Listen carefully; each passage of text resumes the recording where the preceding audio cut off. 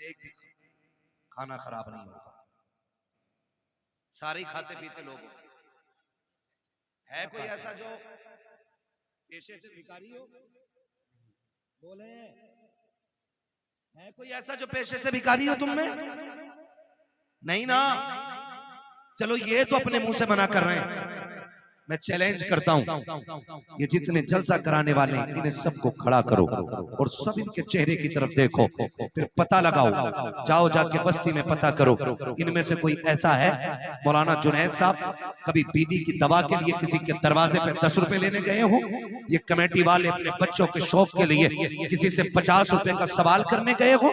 इन committee वालों ने किसी से अपने घर के खर्चे के लिए 100, 500, 1000 रुपए मांगे हो? खुदा की कसम हम जानते हैं हमारी कौम तो इतनी गैरत वाली है, जब कोरोना आया था कितने लोग वाकई से घर में मर गए थे लेकिन दरवाजे से निकल के हाथ नहीं फैलाया था। कितने लोगों ने भूख की वजह से मौत को गले लगा लिया था लेकिन अपनी हकीकत, अपनी हैसियत किसी के सामने नहीं ला के रखी थी। अगर आज ये जलसे वाले किसी के दरवाजे पे जाके हाथ फैलाते हैं तो मकसद अपने बच्चों की जरूरत नहीं, अपने खर्च का ही पैसा नहीं, बीवी का इलाज नहीं, सिर्फ इसलिए मेहनत करते हैं ताकि ये पैसा हो जाए और ये महफिल सच जाए और ये दीवाने आ जाए, बातें मदीने वाले की होने लग जाए। वरना खुदा की कसम तुम क्या दे सकते हो?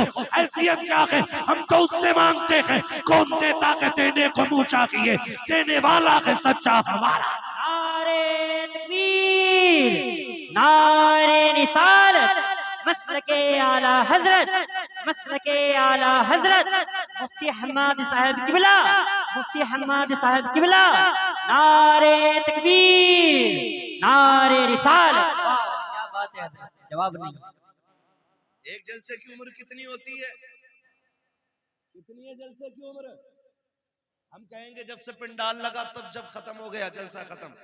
नहीं, जलसा तब से शुरू होता है जब से तारीख मुकर्रर की जाती है। क्या बात है, मजाक समझ रखा है? तेरे घर में तेरे बेटे की खतने होती है तो पूरा मोहल्ला सर पे उठा लेता, उससे 4 मेहमान नहीं संभाले जाते। सलाम करो कमेटी वालों की हिम्मत को जिन्होंने हजारों लोगों का इंतजाम किया। क्या बात है, वो तो करते ही नहीं काम और दूसरों को करने नहीं देते। ऐसे भी कितना परवर लोग हैं, हर जगह का ये मिजाज बनता जा रहा है। लेकिन कमेटी वालों, बड़े हो तो छोटा समझना, बराबर के हो तो भाई समझना, और छोटे हो तो बड़ा समझ के बाद यकीन के साथ पल्ले बांध लेना। दुनिया कुछ भी कहे, हमें इनसे कोई उम्मीद नहीं, हमें मदीने वाले से उम्मीद है। बेशक। हाफिज़ मिल्लत फरमाया करते थे कि जब कोई काम करता है तो लोग उसकी टांगे खींचा करते हैं। हाँ, और हयातुल हैवान के अंदर मुल्ला अली कारी ने लिखा है कि हिरन कभी शेर के हाथ ना आए, सिर्फ एक गलती करता है जो वो पकड़ा जाता है। मुल्ला अली कारी हयातुल हैवान के अंदर लिखते हैं कि हयातुल हैवान के अंदर लिखा हुआ है कि हिरन जो है ना कभी शेर के हाथ ना आए जो उसकी रफ्तार है। पकड़ा सिर्फ इसलिए जाता है वो क्योंकि वो मुड़ के पीछे देख लेता है। अगर वो पीछे मुड़ के न देखे तो कभी शेर के हाथ नहीं आएगा। इसलिए काम करने वालों, कुत्ते भौंकते रहते हैं, हमें अपना काम करते रहना चाहिए। मुड़ के पीछे, मुड़ के पीछे, मुड़ के पीछे, मुड़ के देखोगे रफ्तार धीमी हो जाएगी, और कुत्तों के डंडे मारोगे तो काम बंद हो जाएगा, क्योंकि फिर कुत्तों से लड़ते रह जाओगे। बड़े बूढ़े कहते हैं कुत्ते भौंकते रहते हैं, मस्त हाथी, कहावत याद है ना ये, मस्त हाथी चलता रहता है। अपने हिस्से का काम करो, कोई कुछ भी कहे फिक्र नहीं, हमें अपना इनाम अपने नबी से लेना है।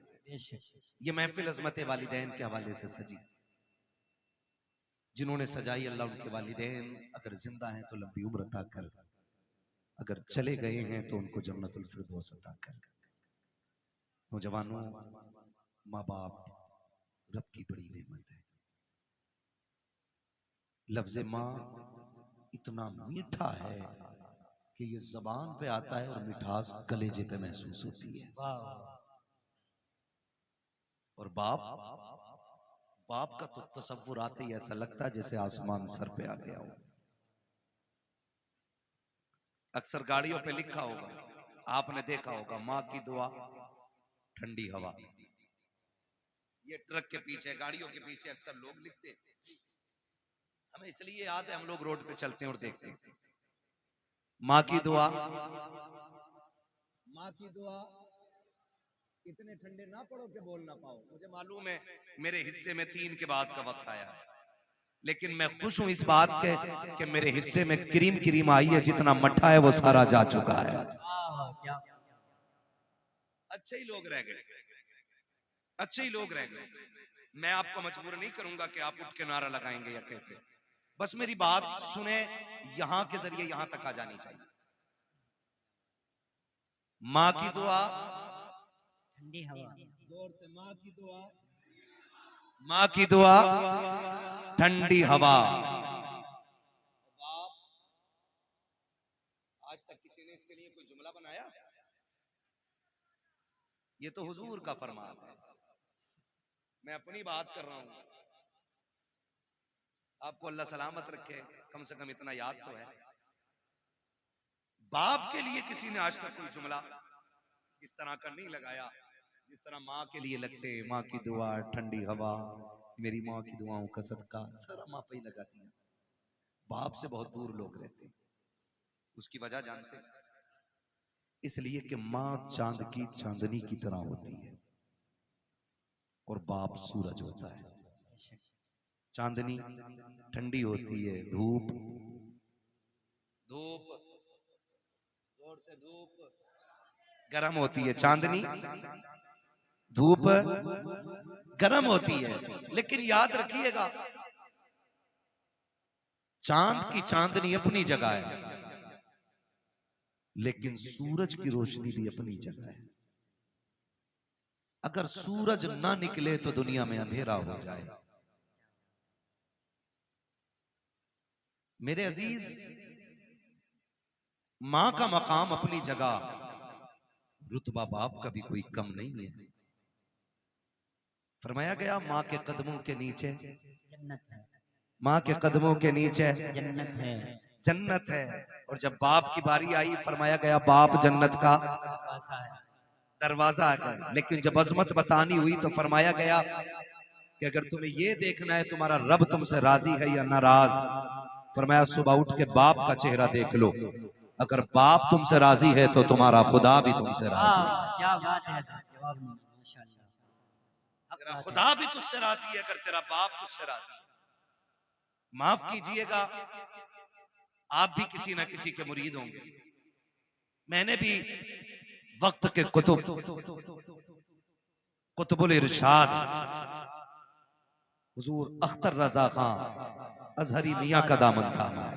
वाह वाह वाह, क्या बात है। मैंने उनका दामन थामा, आपने भी किसी ना किसी का दामन थामा होगा।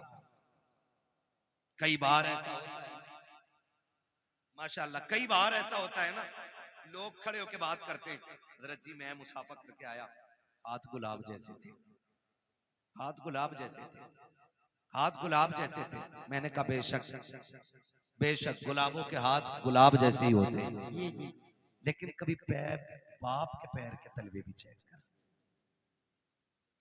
इसके तलवे भी तो देख, इसमें जो गांठें बनी है ना, ये अपने लिए नहीं, ये तेरे लिए बनी है।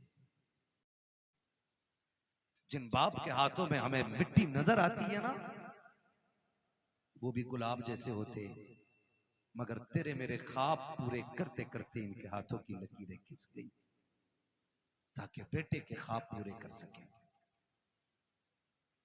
हम हकीकत से बहुत दूर जा रहे हैं, बहुत दूर। हम उधर जाते ही नहीं जिधर मिलता है, और जिसके बगैर कहीं नहीं मिलता हम उसे छोड़ के निकल जाते। ये बात मेरी जहन में रखें।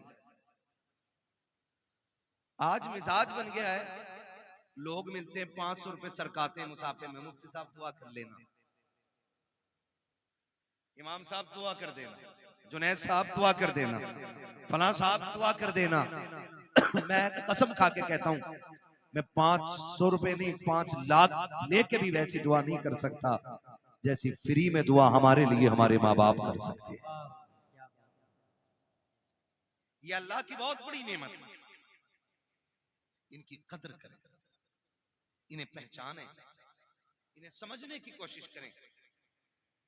अब बाप बूढ़ा हो गया है, हम जवान हो गए, तो जाहिर है बेटे पे जवानी तब आती है जब बाप बूढ़ा हो जाता है। तो कभी रात में सरहाने बैठ, इससे अलावा बेहतर बहाना कोई बेगैरत के पास हो ही नहीं सकता। ले जाओ बीवी को, तो कहता हजरत जी मेरी माँ ने ना इजाजत दे दी थी। मैंने कहा सुन, माँ तो माँ होती है ना, दुनिया की कोई भी दौलत माँ को नहीं लग सकती है। मुझे याद आया माँ, जब वो कहते हैं ना माँ ने हाँ कह दिया था, तो एक नौजवान, अब तो बूढ़ा हो गया होगा, उसने ऐलान निकाला जुनैद भाई अखबार में, जिससे माँ ना पाली जाती हो वो मुझे दे जाए, जिससे अपनी माँ ना पाली जाती हो वो मुझे दे जाए। तो लोगों ने वो ऐलान पढ़ा और हैरत हुई, कहा जो लोगों से अपनी माँ नहीं पलती, ये ऐलान कर रहा है जिससे माँ नहीं पाली जाती हो हमें दे जाए। इंटरव्यू के लिए लोग गए कि भाई इस दौर में जब लोगों से अपनी माँ नहीं पलती, तू ऐलान करके दूसरों की माँ मंगा रहा है। उसने कहा एक कहानी है, इसमें एक राज है। कहा बताना। फिर वो रोने बैठ गया। तवज्जो कीजिएगा। अब उसने जो रोना शुरू किया और अपनी बात बताई, उसने कहा जी मैं छोटा था, मैंने होश संभाला ना, तो मैंने देखा मेरी माँ की एक आंख नहीं थी। क्या नहीं थी? जिसकी आंख ना हो उसे क्या कहते हैं? नहीं कहते, दोनों को कहते हैं, काना बोलते हैं। ये समझेंगे ना मुहावरे में, अगर अल्लाह ना करे किसी को ये आरिज़ा लाहिक हो, खुदा सबकी आंखें सलामत रखे। ठीक है, मैं एक समझाने के लिए बात कर रहा हूँ। वो कहता मेरी माँ की एक आंख नहीं थी, कहते मैं जब घर तरह रहता था तो कोई प्रॉब्लम नहीं, मेरी माँ ने एक अच्छे स्कूल में मेरा एडमिशन करा दिया।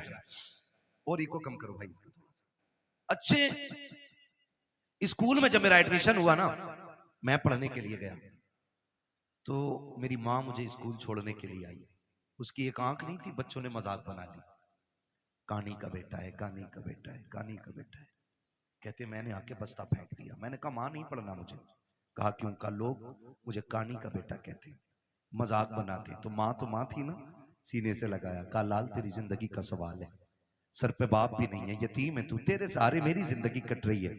बेटे पढ़ ले वरना जमाना एक लुकमा किसी को नहीं देता है। दौर बहुत खराब हो गया है बेटे। माँ ने समझाया। कहता फिर माँ ने मेरा एडमिशन करा दिया। कहा मैं पढ़ता रहा यहाँ तक कि मैं होशियार हो गया। जब होशियार हुआ तो फिर मेरे पीछे तो ये ताना पड़ा था, ये इल्जाम मेरे सर पे था कि मैं कानी का बेटा हूँ। का जब मैं समझदार हो गया ना, मैं मजबूत हो गया, मुझे लगा कि मैं फैसला खुद कर सकता हूँ। कहते मैंने एक दिन आके ना घर पे बस्ता फेंक दिया। मैंने कहा माँ बहुत हो गया, अब मैं नहीं पढ़ सकता। मेरी माँ ने कहा लाल हो क्या गया? कहा माँ वही ताना जो बचपन से लेके आज तक मेरा पीछा नहीं छोड़ रहा है। ए माँ आज भी स्कूल जाता हूँ ना, लोग कानी का बेटा कह के आवाज देते। माँ बता मैं तेरे नहीं पढ़ना चाहता। माँ ने कहा बेटे कोई तो सूरत होगी जो तू पढ़ ले। बेटे पढ़ाई आधी से ज्यादा हो गई है, जिंदगी तबाह बर्बाद न कर। बच्चे ने कहा एक शर्त है। कहा क्या? कहा तू मुझे छोड़ के चली जा या मैं तुझे छोड़ के चला जाता हूँ, तुझसे आज के बाद मेरा कोई रिश्ता नहीं रहेगा। अगर यह शर्त मंजूर है तब मैं पढ़ने के लिए जाऊंगा। जब इतनी बात बेटे ने कही है, खुदा की कसम हजारों बिजलियां माँ के कलेजे पे गिर गई थी। कौन सा दर्द था जो आज माँ को याद नहीं आ रहा था? कौन सा एहसास था जिसने आज माँ को रुलाया नहीं था? जब बेटे ने इतना कहा कि इस शर्त पे पढ़ाई होगी कि तुझसे मेरा कोई रिश्ता नहीं। माँ तो माँ होती है, तू बीवी को लेके उड़ के जाके कहता है मेरी माँ ने इजाजत दी है। तूने तो कुछ भी नहीं मांगा, जो इसने मांग लिया था। इसने कहा आज के बाद तेरा मेरा कोई रिश्ता नहीं है। नौजवान कहता मेरी माँ ने कहा ठीक है शहजादे, आज के बाद तेरा मेरा कोई रिश्ता नहीं। उसने कहा माँ कोई पूछे भी तो बताना मत, मैं तेरा बेटा हूँ और ना मैं कहूंगा तू मेरी माँ है। माँ ने अपनी आंखों में आंसू लिए, बेटे से जुदाई बर्दाश्त कर ली। वक्त बदलता गया, बेटा पढ़ता चला गया। फिर अल्लाह ने अच्छी नौकरी दी, शादी भी हो गई, अच्छी दुल्हन मिल जाती है। अल्लाह ने इसको एक बेटा अता किया। जब बेटे की खबर माँ को पहुंची है, कई बार इस बेटे को देखने के लिए माँ बेटे के दरवाजे तक आई है, लेकिन गैरत ने कदम रोक दिए थे।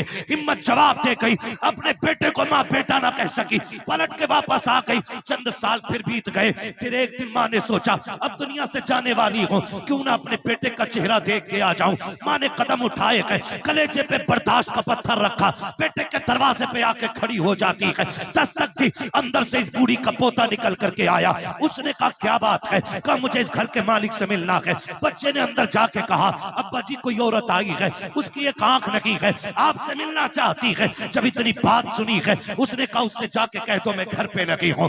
जब बच्चा पलट के आके कहता है मेरा बाप घर पे नहीं है, अल्लाह अकबर, माँ ने आंखों में आंसू भर के बच्चे से कहा था बेटे तू कौन है उसका, कहा मैं उसका शहजादा हूँ। माँ बेसाख्ता हो करके अपने पोते को सीने से लगा लेती है। याद रखिएगा माँ बाप को औलाद प्यारी होती है, लेकिन बुजुर्गों ने कहा है पूत से ज्यादा पोते प्यारे हुआ करते हैं। वजह यह नहीं होती है कि वो रोटी देंगे, वजह यह नहीं होती है कि बुढ़ापे का सहारा बनेंगे, इसलिए पूत से पोते प्यारे होते हैं क्योंकि माँ बाप को अपने पोते के अंदर अपने बेटे का बचपन नजर आया करता।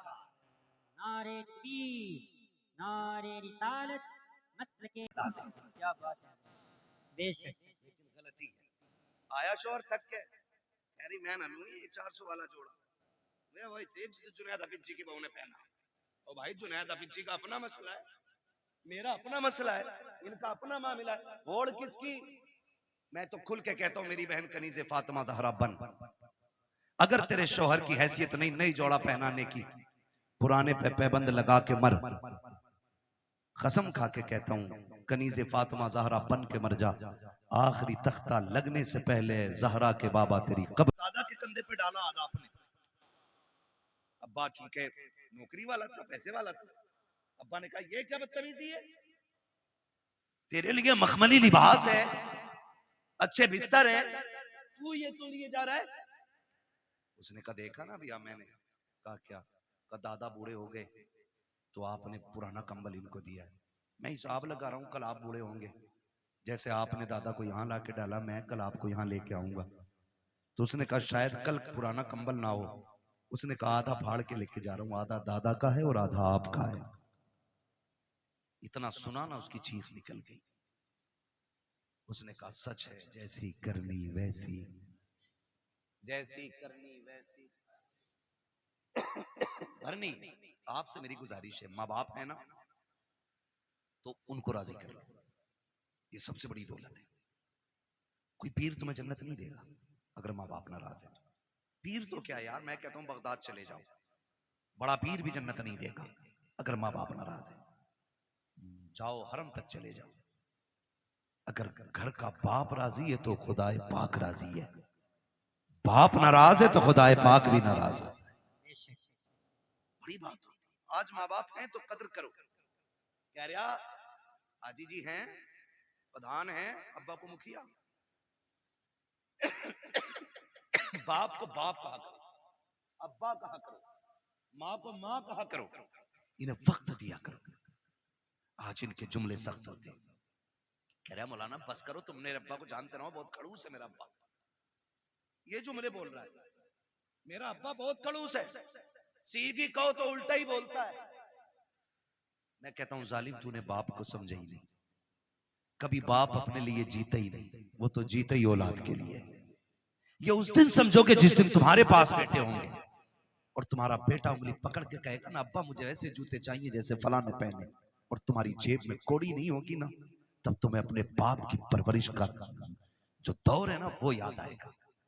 आज हमारे पास बाइक है, 4 व्हीलर है, लेकिन बाप को बैठाने के लिए वक्त नहीं है, बाप को बैठाने के लिए वक्त नहीं है। और वो तो तब लेके हमें चला जब लोग उस दौर में साइकिल का तसव्वुर भी नहीं करते थे, जब गाड़ियां नहीं थी। 4 किलो मेले की जिद कर दी हमने, जाने 4 किलोमीटर तक बाप कंधे पे लेके जाता था। एक बार रास्ते में उसने नहीं कहा बेटे मैं थक गया हूं थोड़ी देर चल ले, उसने कंधे तो बदले गए लेकिन पैर नहीं बदले थे। उसने कंधा बदला गए लेकिन हक नहीं बदला था, वो तुझे लेके चलता रहा, जितने कांटे लगे अपने लिए उसने